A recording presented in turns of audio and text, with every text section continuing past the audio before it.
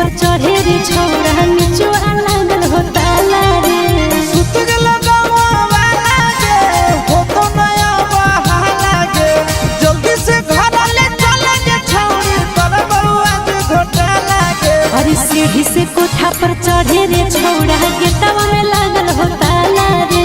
सीढ़ी से कोठा पर चढ़े रे छौड़ा निचुआ लागल हो ताला रे।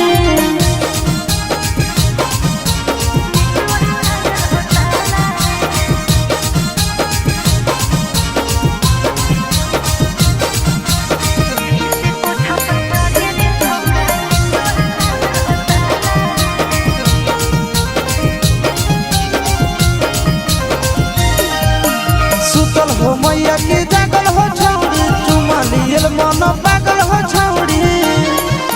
सुन आगे से छौड़ा ने पीछे से आवे बोल बोल के रे ने सबके जाना रे।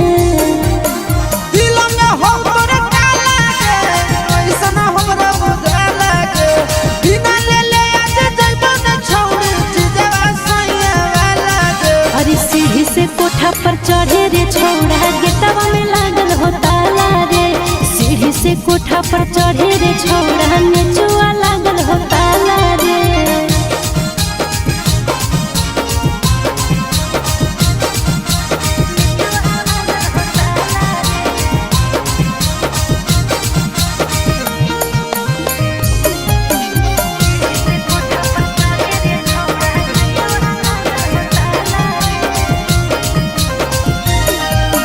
कैसे के ऊपर आयो दू ताला पर देख ले तो कोई तहत तो हला कर।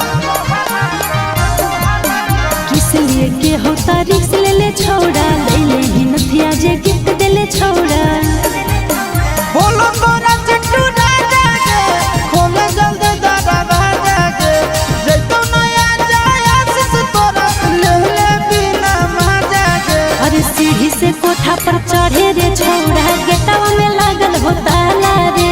सीढ़ी से कोठा पर चढ़े रे छौड़ा निचुआ